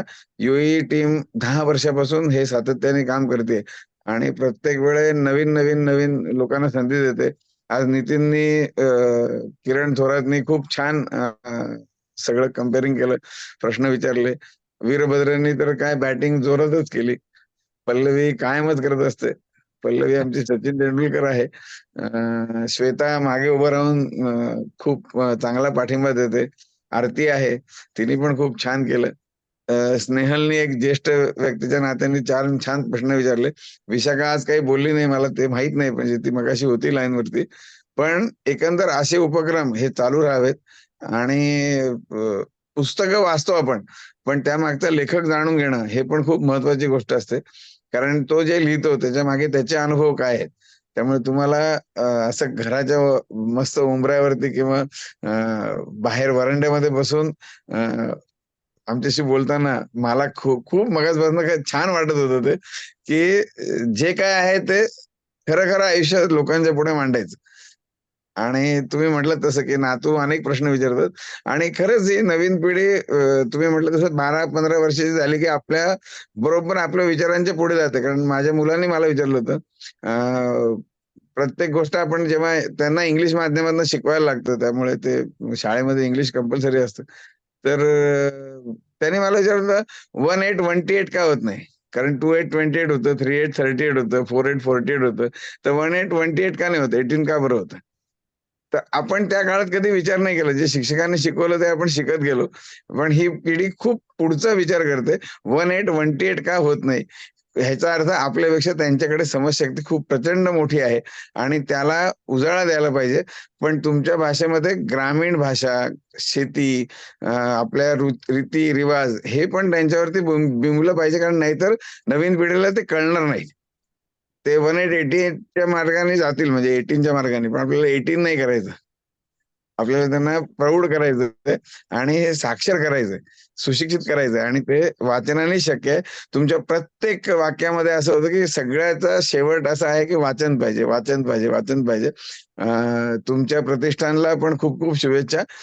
कृष्णकृत्य करणाऱ्या नवीन पिढीला कृष्णाई एक नवीन जीवदान देईल याच्याबद्दल मला नक्की शाश्वती आहे. त्याच्यासाठी लागणारी मदत पल्लवी काय, वीरभद्र काय, किरण काय, आरती काय, श्वेता काय, आम्ही सगळेजण करू. ग्रंथ तुमच्या दारी ही प्रवृत्ती आहे वाचनाला प्रेरणा करण्यासाठी, वाचकांना उभारी देण्यासाठी. त्यामुळे आम्ही सगळे तुमच्या बरोबर आहोत. कृष्णाई प्रतिष्ठान किंवा कुसुमाग्रज प्रतिष्ठान दोन वेगळे नाही आहेत. तर ध्येय एकच आहे, उद्दिष्ट एकच आहे आणि ते साध्य करण्यासाठी हातात हात घालून नक्की चालूया. तुमच्यासारख्या ज्येष्ठ कवयित्रीला, लेखकाला बघायला आम्हाला संधी दिल्याबद्दल मी ग्रंथ तुमच्या युएईचे खूप मनापासून आभार मानतो. त्यांना शुभेच्छा देतो आणि दर महिन्याला अशीच एक छान भेट ते घडवून आणतील याबद्दल मला शंका नाही. त्याबद्दलही त्यांचं अभिनंदन करतो आणि थांबतो. धन्यवाद. मला खूप मोठी संधी दिली. आपण मला खूप संधी दिली मोठी. जगभरात मुलाखत पाहिली जाते. त्याबद्दल मी खूप आभार मानते. नक्कीच ताई, ही मुलाखत आम्ही आमच्या UAE जे वेबसाईटचं पेज आहे, फेसबुक आहे, त्यावर सुद्धा ही मुलाखत आम्ही अपलोड करू. आणि नक्कीच किरणजी तुमच्याशी हे जे रेकॉर्ड केलेलं आहे पोर्टलवर टाकलं ते शेअर करतील. आणि नक्कीच ही आम्ही तुम्हाला याची ग्वाही देऊ की हे जगभरात जिथं जिथं मराठी वाचक आहे तिथपर्यंत हे पोहोचेल, याची आम्ही तुम्हाला ग्वाही देऊ. आणि याच्यासाठी आम्हाला नेहमीच विनायकजी हे आमच्यासाठी सगळ्यांसाठी एक प्रेरणास्थान आहेत. त्यांच्याकडून आम्ही सगळी एनर्जी घेऊन करत असतो. जरी विनायकजींनी काही आमची 4 जणांची नावं जरी घेतली असतील तर याच्यामागे जगजत्ता बराच मोठा आहे. याच्या मागे बरेच लोक काम करतात. नॉर्थ UAE मध्येच नाही तर जगभरात जिथे जिथे ही मराठी ग्रंथ तुमच्या दारी योजना आहे तिथला प्रत्येक समन्वयक असेल, तिथला वाचक असेल, तो त्याच्या त्याच्या परीने जेवढी मराठी माणसे ह्या साहित्याशी जोडता येतील त्याचा प्रयत्न करत असतात. आणि हे प्रयत्न म्हणजे मी सगळ्या समन्वयकाच्या बिहाफ आणि विनायकच्या बिहाफ हे असेच कंटिन्युअस राहतील. असं नाही की कोणीतरी येईल आणि तो थोड्या वेळाशी राहिलं ती पुढे तिथं चालणार नाही. ही काय म्हणतात, ही एक नदी आहे किंवा गंगा आहे, ही वाहतच राहणार आहे. जो कोणी येईल त्याच्यामध्ये तो मिसळून पुढे ती गंगा पुढे असेच वाहती ठेवणार आहे. ही ज्ञानगंगा सगळ्यापर्यंत पोहोचण्याचा प्रत्येकाने हा काय म्हणतात पण उचललेला आहे. ते प्रत्येक जण आपापल्या पद्धतीने त्याच्यामध्ये काय म्हणतात स्वतःचं जेवढं शक्य होईल त्याच्यातले प्रयत्न करणार आहेत. तर मी पुढची सूत्र पल्लवी ताईकडे देतो. पल्लवी ताई, तुम्ही पुढची सूत्र घ्या. धन्यवाद. खरंच अगदी यथार्थपणे वर्णन केलं. विनायकजी आमचे मार्गदर्शक आणि प्रेरणास्थान का आहेत याचं तुम्हाला उत्तर मिळालंच असेल की किती छान प्रकारे त्यांनी आजच्या ह्या पूर्ण कार्यक्रमाचं वर्णन केलं आणि यथार्थपणे सांगितलं. विनायकजी, तुमचे आशीर्वाद नेहमी आमच्या पाठीशी असेच राहिले पाहिजेत आणि तुमच्या प्रेरणेनेच आम्हाला वेगवेगळ्या या गोष्टी करण्याची ताकद मिळते, शक्ती मिळते. तर धन्यवाद, आज तुम्ही इथे आलात, उपस्थित राहिलात आणि आमची प्रेरणा बनलात. आणि सावित्रीताईंच्या बद्दल तर काय बोलावं, म्हणजे जेव्हा त्या व्हिडिओ ऑन केला त्यांनी तेव्हा बघितल्याच मी म्हटलं आहाहा, काय बॅकग्राऊंड आहे. म्हणजे असं कोणी आपल्या अंगणात बसून छानपैकी आपल्याशी गप्पा मारतंय आणि ते सुद्धा निसर्गाच्या सानिध्यात. आणि मुलांना हे साहित्य देताना ह्याच गोष्टींची गरज आहे की जे मुलांना मिळालं पाहिजे. ज्या मुलांना ज्या गोष्टींमध्ये उत्सुकता आहे, कुतूहल आहे, त्या गोष्टी त्यांना कशा बारकाव्याने समजवायला पाहिजेत, सांगितल्या पाहिजेत. त्यांच्याच भाषेत मूल होऊन कसं रमलं पाहिजे. मला वाटतं सावित्रीताई एक आजी पण आहेत. त्यामुळे इतक्या चांगल्या प्रकारे ते हे सांगू शकतात. त्यामुळे आपण आज पालकांना म्हणतो की मुलांना तुम्ही हे सांगा, असं सांगा. पण जर मुलांना आजी-आजोबांचा सहवास मिळाला, तर मला वाटतं मुलांच्यामध्ये जे हे साहित्यिक गुण आहेत किंवा त्यांची जी विचारशक्ती आहे ती अजून वृद्धिंगत व्हायला मदत होईल. बऱ्याच मुलांना खूप असे प्रश्न असतात की ते उत्सुकतेने प्रत्येक गोष्टीत विचारत असतात आणि बऱ्याच वेळेला आपल्यालाच त्याची उत्तरं माहित नसतात म्हणून आपण त्यांना गप्प करत असतो. पण मला वाटतं बालसाहित्य जसं मुलांनी वाचलं पाहिजे ना, तसं मोठ्यांनी सुद्धा वाचलं पाहिजे. त्यामुळे ते बालसुलभ प्रश्न, त्यांची उत्तरं आणि मुलांबरोबरचा हा जो वेळ आहे, सहवास आहे, तो एक प्रकारे सुखकर करण्यासाठी मदत होईल. सावित्रीताई, तुम्ही आज इथे आलात, आमच्या विनंतीला मान देऊन आणि इतकं छान बोलत्या झालात, आमच्या प्रेक्षकांशी संवाद साधलात आणि आम्हाला इतकी छान माहिती दिलीत, याबद्दल आपले खूप खूप आभार. नुकत्याच आपल्या उजाळ परीला मसापचा सन्मानाचा पुरस्कार मिळाला, यासाठी देखील आपले पुन्हा एकदा अभिनंदन. तसंच किरणजी थोरात जे आमचे दुबईचे समन्वयक आहेत, त्यांच्यामुळे आज सावित्रीताई आज आपल्या कार्यक्रमात इथे उपस्थित आहेत. किरणजींनी आमच्याशी सावित्रीताईंची ओळख करून दिली. किरणजी, आपले देखील भरपूर धन्यवाद मानते. आज मुलाखत घेण्यामध्ये ज्यांनी मला सहकार्य केलं, वीरभद्र कारेगावकर, तसंच आरती अडकेजी, तांत्रिक सहाय्य डॉक्टर प्रसाद बारटक्के, श्वेता करंदीकर, ज्यांनी या कार्यक्रमाचं फ्लायर बनवण्यामध्ये मदत केली. तसंच आमचे सगळे समन्वयक, नेहल देशपांडे ह्या ज्येष्ठ समन्वयिका होत्या, त्यांनी प्रश्न विचारले. तसंच विशाखाताई पंडित होत्या, ज्यांनी आम्हाला ऑनलाईन चॅटद्वारे प्रश्न विचारायला सांगितले. आणि बाकीचे सगळे समन्वयक जे आज या कार्यक्रमाला सुद्धा उपस्थित आहेत आणि नेहमी त्यांच्या सहभागाने आम्हाला असे नवनवीन कार्यक्रम करण्यासाठी प्रोत्साहन देत असतात, त्या सगळ्यांचे मी आभार मानते.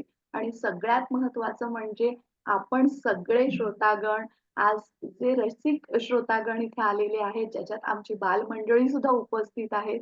रविवार सकाळ असून सुद्धा इतक्या मोठ्या संख्येने सगळ्यांनी या कार्यक्रमाला आज उपस्थिती लावली आणि एवढा सुंदर कार्यक्रम सादर करण्यामध्ये आमची मदत केली, त्याबद्दल आपल्या सर्वांचे मनापासून खूप खूप आभार. ओळख लेखकांची भाग 11वा यात आपण आज भेटलो बालसाहित्यिका, कवयित्री सावित्री जगदाळे यांना. आणि अशाच पुढे पण कार्यक्रमांच्या मालिका चालू राहणार आहे. आपल्याला देखील जर कुणाला आमच्या ह्या कार्यक्रमात आणावं असं वाटत असेल तर जरूर आमच्याशी संपर्क साधा. ग्रंथ तुमच्या दारी UAEचं फेसबुक पेज आहे, त्याच्यावर या कार्यक्रमाची रेकॉर्डिंग आपल्याला बघायला मिळेल. तसंच आमचे जे विविध कार्यक्रम होतात ते देखील तुम्हाला तिथे पाहायला मिळतील. ग्रंथ तुमच्या दारी UAEचं हे दशकपूर्ती वर्ष आहे, त्यामुळे विविध उपक्रम राबवले जात आहेत. त्याच्यात सहभागी व्हा. ग्रंथ तुमच्या दारीच्या संकेतस्थळाला सुद्धा भेट द्या. पुन्हा भेटूया पुढच्या कार्यक्रमात. त्या जागेत राहा. धन्यवाद. पल्लवीताई एकच minute. I think Rajiv Tambe sir आले होते. किती आहेत. तर तांबे सरांनी जॉईन केले होते. राजीव तांबे सर आहेत का तुम्ही? I think Rajiv Tambe sir I think त्यांनी हा, मीटिंग ते केले होते. छान मार्गदर्शक आहेत माझे. कारण आम्ही त्यांना सुद्धा मागच्या आय थिंक पल्लवीताई त्याच्याबद्दल जास्त माहिती देऊ शकतील, कारण आपला राजीव जो तांबे बाल दिनाचा कार्यक्रम आणि वाचक प्रेरणा दिन झाला होता, त्यासाठी प्रमुख अतिथी म्हणून राजीव तांबे सर आले होते आणि मुलांशी उत्तम संवाद साधला होता. दुबई, अबुधाबीमध्ये देखील आपण कार्यक्रम केला होता आणि खूप छान झाला होता कार्यक्रम. लवकरच आपण आपलाही असा कार्यक्रम ठेवूया मुलांसाठी. राजू चला, तांबे आता सगळ्यांनी नाहीये व्हिडिओ ऑन करावेत. आपण एक फोटो घेऊया, ग्रुप फोटो.